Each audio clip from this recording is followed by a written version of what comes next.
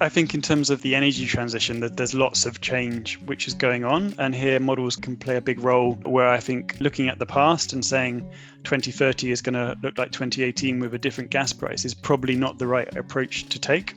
And I think also the fact that there's a huge amount of investment is going on, I think you want to be able to making those decisions with the best information possible and doing it as informed as possible. And models are cheap compared to building an offshore wind farm, that's for sure. And electricity markets are complex. Hello and welcome to Energy Unplugged by Aurora. This podcast features various experts from Aurora having in-depth conversations with key industry leaders, policymakers and academics from all over the world. It explores the hottest topics across the energy market and gives a unique perspective on major energy issues.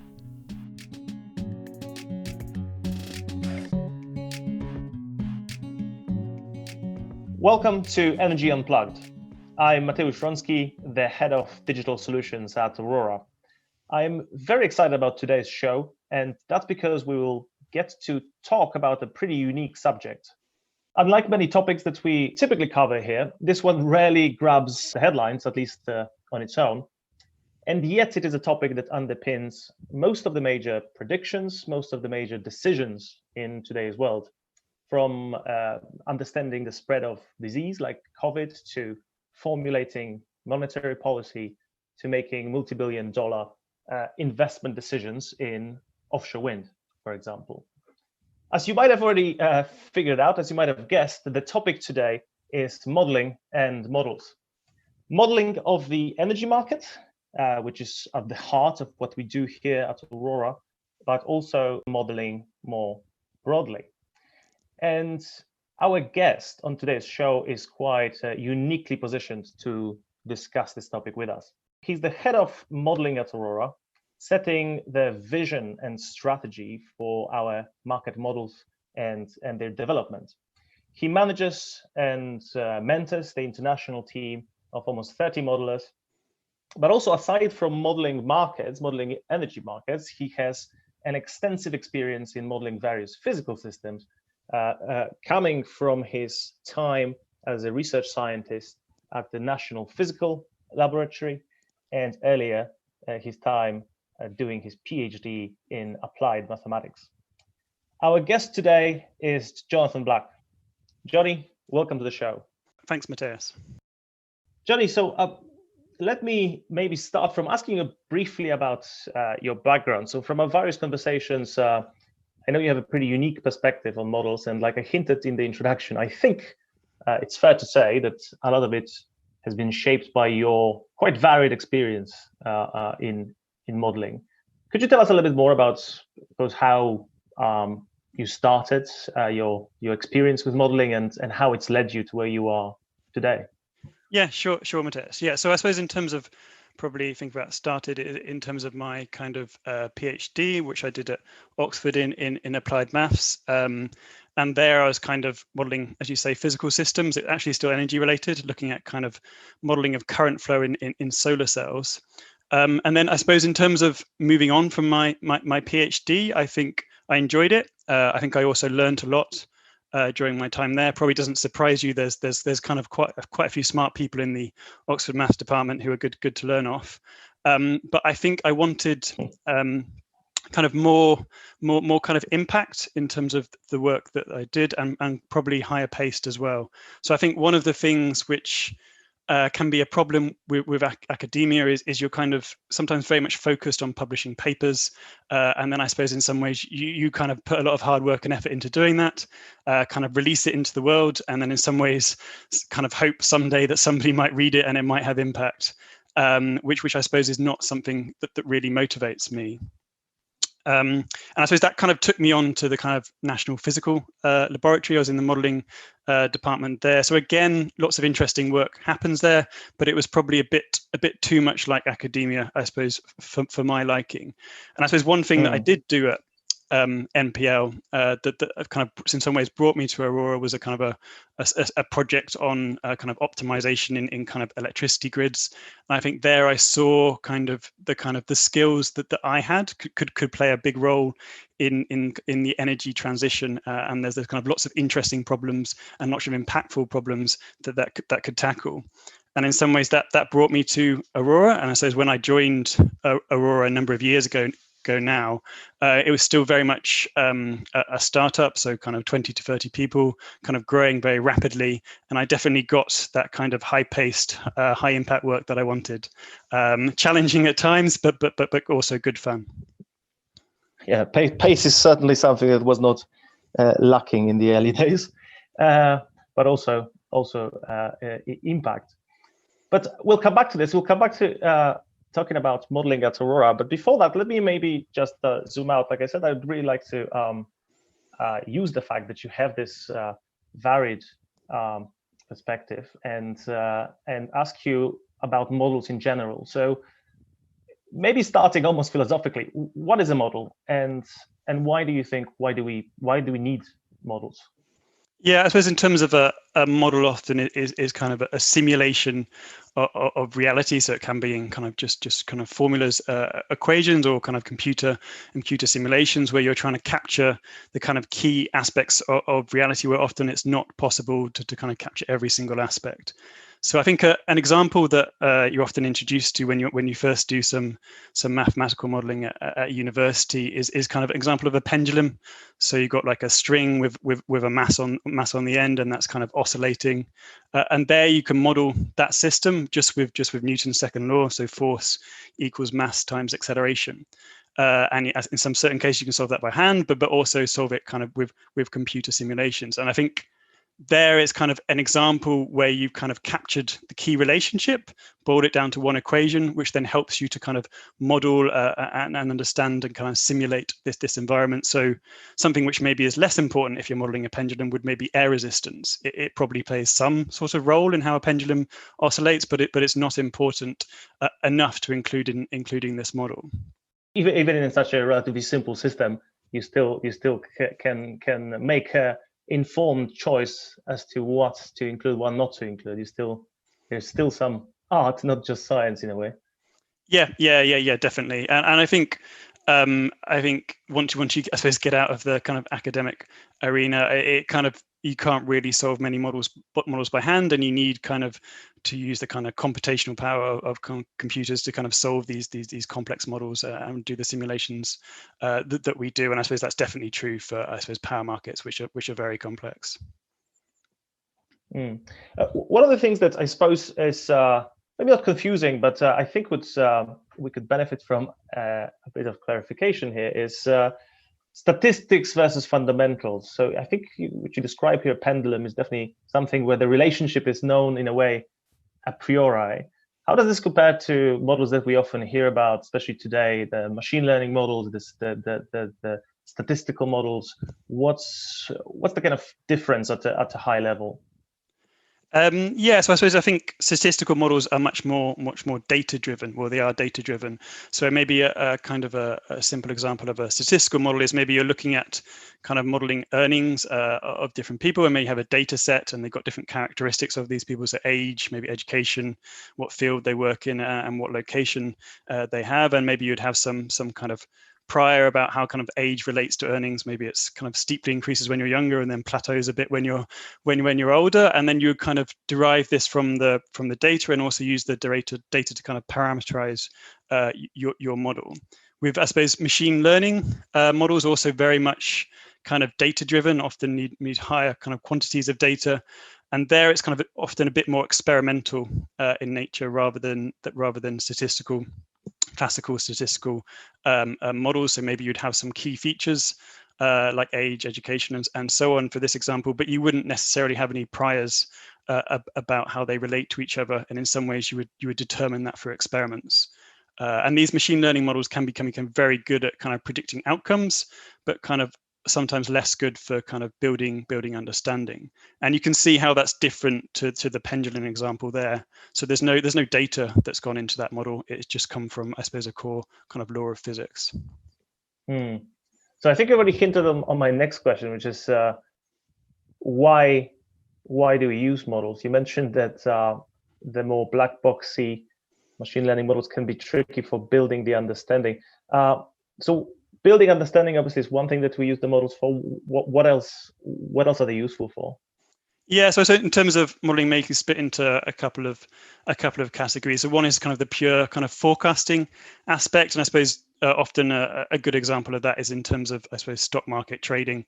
If you're, I suppose, you're buying and selling shares, you just kind of want to know if the price is going to go up or down. You don't really care how your model gets there, as long as it's kind of a good prediction. You're going to make a lot of money, so that's all good.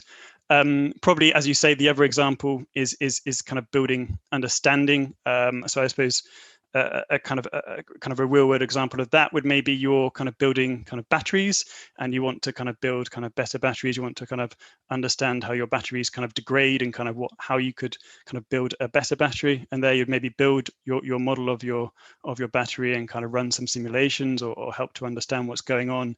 And there your model is kind of influencing how you then, I suppose, make a better battery in the future. So it's not necessarily about forecasting, but more about kind of this building understanding component. And how does this apply to energy? What's the main application? Is it both? Yeah, I think definitely true. So we use definitely the models at Aurora. We use them for kind of both those purposes, both for the kind of forecasting aspect, but also for the building understanding component. And how do you compare the modeling of? So you mentioned the pendulum. You obviously have done some way more complex things than a pendulum in your time, especially at the Physical National Laboratory. How do you compare modeling these kind of complex physical systems to modeling of markets or of economic systems in a way? Yeah, good question. I think one thing that I think attracts me, which I like about modeling, is the generality of it. That there's often kind of the key principles are the same. It's about kind of capturing these kind of key relationships in kind of mathematical form, and I think also understanding the application is very important for building good models. I think that's something I've always believed, and I think has been confirmed the more and more modeling that I do. I think probably where markets differ a bit, I suppose, is where the kind of the human behavior aspect comes in, which is often harder to capture so much with I suppose a nice kind of equations, a lot more, I suppose, noise in there as well. I imagine the statistics is quite useful then to capture that noise. Yes, yeah, definitely. I suppose capture these kind of different aspects of kind of economic systems, which maybe are not so easy to capture with kind of fundamental laws. So yeah, so in terms of what we use both the kind of statistical and the fundamental approaches in our modeling. So I'll dive deeper into our modeling of energy systems, but I think what compares physical systems to economic modeling, at least from my perspective, one of the key differences is also, in a way, credibility outside academia and in general public. I think, especially in the aftermath of the financial crisis, I think that's been seen like a major blow to credibility of models. Rating agencies obviously famously used complex statistical models and ended up assigning AAA ratings to what turned out to be effectively junk securities. We had quite a poor track record then of forecasting the pace of coming out of the Great Recession. I suppose, how do you respond to this type of skepticism more broadly? Do you think we have a crisis of trust in models, especially market models? And to what extent do you think that applies to energy market model? I suppose in terms of the financial system there, I think it's more kind of not necessarily the models themselves, but the kind of a fatal flaw in kind of the model design about crucial about how kind of the probability of mortgage debt default, that assumption was uncorrelated. And I think there it's kind of, I think, definitely important when you're using models is kind of having the critical evaluation of kind of the features that which you've included. So I think if you're just kind of churning the handle, then I think it can be quite dangerous. And I think particularly, when you have these models which are are just focused on spitting out one number. So these kind of pure focused forecasting models are often more suited to the short term than they are to the long term. And also more generally, I think models, even if they don't predict the future exactly correctly, doesn't mean that they don't have some value in kind of guiding decision making, in kind of this building understanding component, and also in kind of forecasting possible different outcomes. So there are many models out there, obviously, and I wanted to talk first about your experience with building the models. So there are many models out there. There were many models out there when we started Aurora. I think an interesting question that we often get asked is, why did we decide to build our own models? Why not take some of the off-the-shelf solutions that were out there? How do you respond to that question?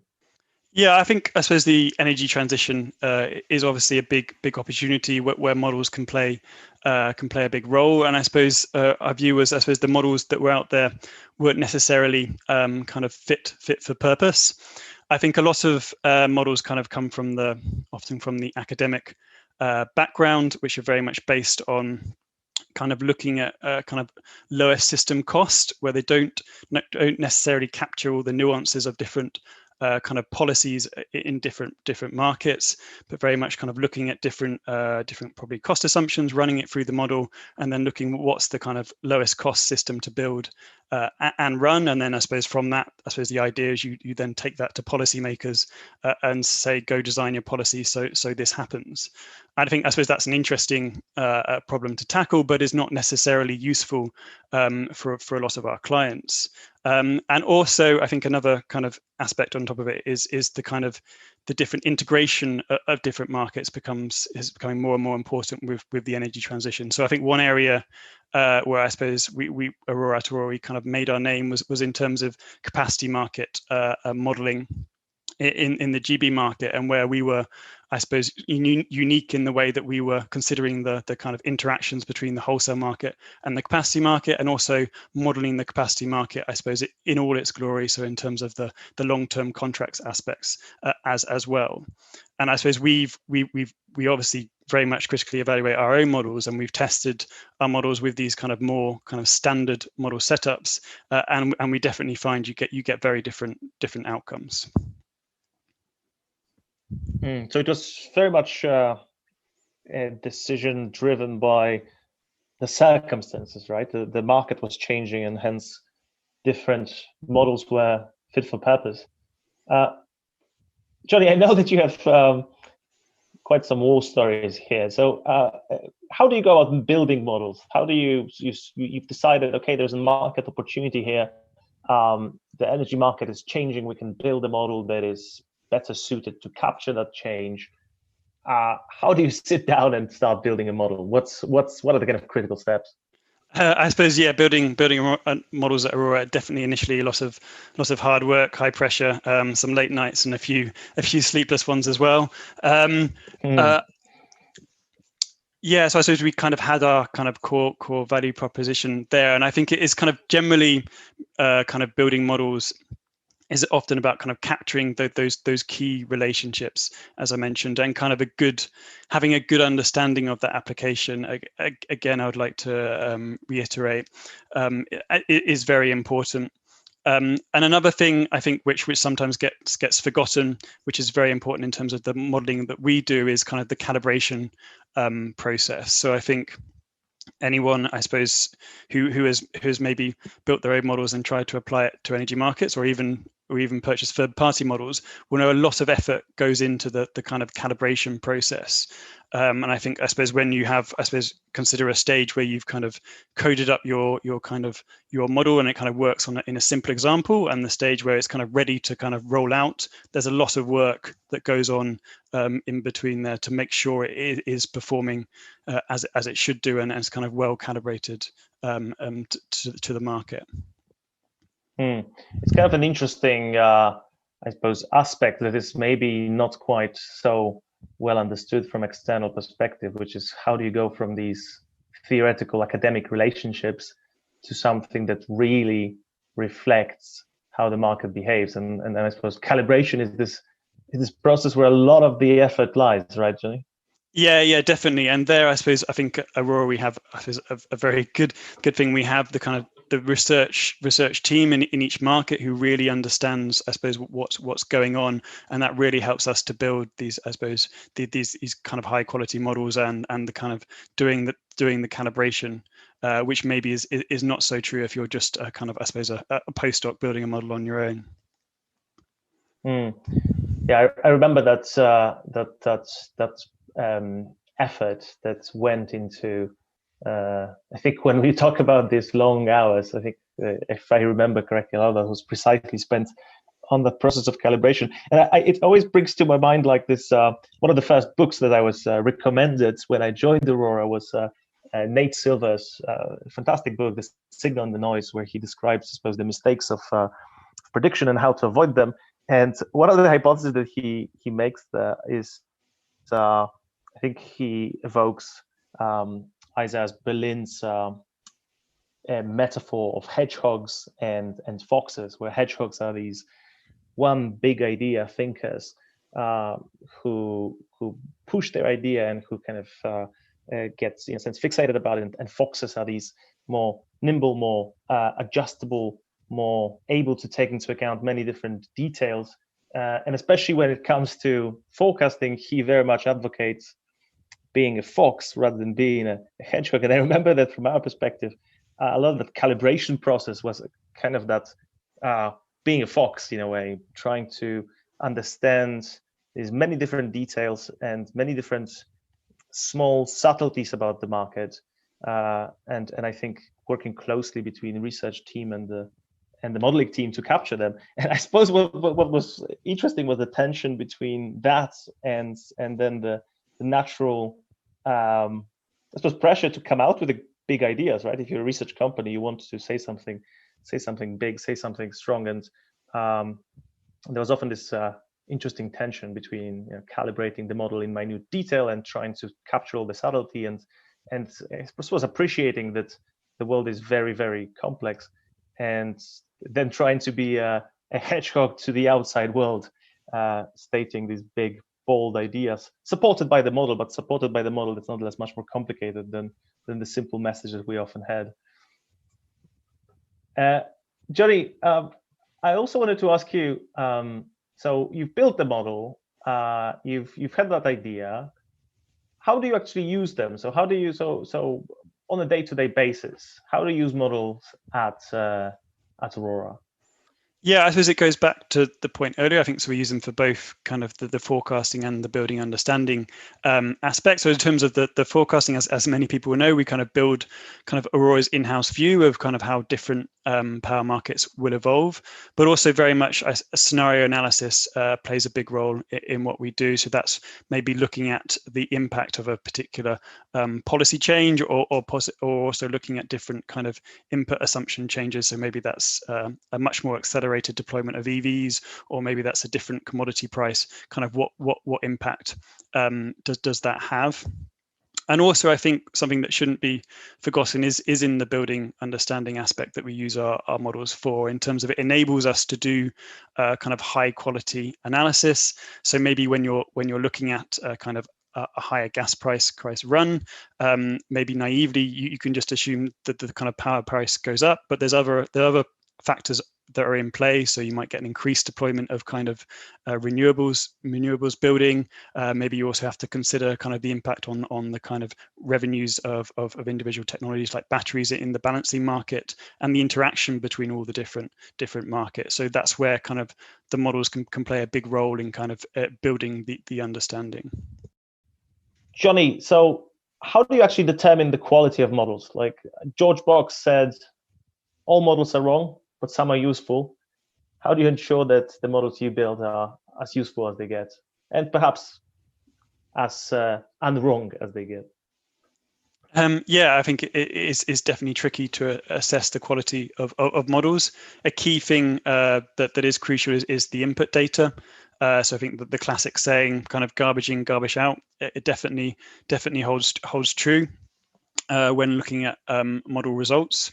Also, I think in the energy context, kind of I think when you're assessing and kind of communicating model results, it's kind of important to be transparent about kind of the assumptions and what aspects you're considering and what not. So whether you're considering kind of renewables just at a kind of aggregated country level, or you're considering more detailed sub-regional level, which kind of markets are you modeling? What's your kind of investment horizon? Is you just considering next 5 years or next 20 years? Also, what's the kind of geographic scope? So many different aspects to consider. And I suppose from that you can kind of critically evaluate in terms of the questions you're trying to answer. Is this model kind of fit for purpose? Is it designed in a way that helps you answer that question? I think that fit for purpose phrase is probably something that has been a bit of a motto of yours, if I remember. I know that you it's probably the first thing that our new modelers hear when they join the modeling team. I suppose it's also something that the lack of fitness for purpose, as you said, was probably something that has undermined in many cases that trust in models in some of these examples that we said previously. I suppose on that note, do you still find in the energy sector, do you find sometimes a bit of skepticism about models? And more specifically, something I encounter is when I say to, especially some of our clients who are less maybe familiar with energy models, that we have a team of now nearly 30 modelers building code from scratch. The question I sometimes get is, well, why do you bother? It's gas price, it's carbon price, and it's renewables penetration, and voila, here comes the price. Is it as simple? And presumably it's not, because we have bothered with building that large model and a large modeling team. So how is it worth it? Yeah, I think in terms of the energy transition, that there's lots of change which is going on, and here models can play a big role. Where I think looking at the past and saying 2030 is going to look like 2018 with a different gas price is probably not the right approach to take. And I think also the fact that there's a huge amount of investment is going on, I think you want to be able to making those decisions with the best information possible and doing it as informed as possible. And models are cheap compared to building an offshore wind farm. That's for sure. And also the electricity markets are complex. So I suppose there's these different interactions between the markets which are becoming more important. And even if you maybe consider that the offshore wind example is not sufficient to assume that you just capture the baseload price anymore. So cannibalization plays a big role. Location also will play a big role in terms of correlation between different renewables as well. So there's all these different factors that you need to consider if you want to be making good decisions. Yeah, that's certainly something that I think increasingly on the radar of investors. That old paradigm of gas plus carbon plus the pace of renewables simply is not sufficient. And like you said, in a sense, that was the raison d'être for Aurora, that complexity coming with the energy transition. Okay, so models help us understand the increasingly complex reality, but what are they not useful for? Yeah, I think so. Models can tell you what happens if a particular policy change is made, but not necessarily when it will be made or whether it's likely to be made. I think a key point about using models, as I kind of mentioned earlier, you have to be careful when using them to kind of critically evaluate what the models are producing. So I think you're in dangerous territory when you start treating them as a truth machine. And definitely, I don't think an acceptable explanation for a result is that's what the model says. I think you have to kind of have a greater understanding of what is going on. So I suppose maybe a very, very simple example is if you have maybe a lower capex for kind of onshore wind, maybe you get a kind of a lower capture price, and that's not because that's what the model says. That's because there's kind of increased cannibalization there because you have an increased capacity. It would be certainly quite a popular and incredibly valuable model if it could tell you what particular policy change to expect and when. Maybe one day, Johnny. That's a challenge. That's a challenge for the next few years. But what I sometimes hear, and I think that's kept becoming increasingly relevant, is that from a kind of technical perspective, almost, some people worry about suitability of models when it comes to the new reality. So, like you said, we already implemented a lot of innovation that allows us to capture that energy transition, but energy transition is speeding up in many senses, and obviously net zero is our target. This target is coming closer and closer, and one of the challenges with that is, in a net zero world, at least by looking at the current technologies that can get us there, a lot of them are zero marginal cost. So in a sense, the question that arises is, if we do have a system with so much wind, so much solar,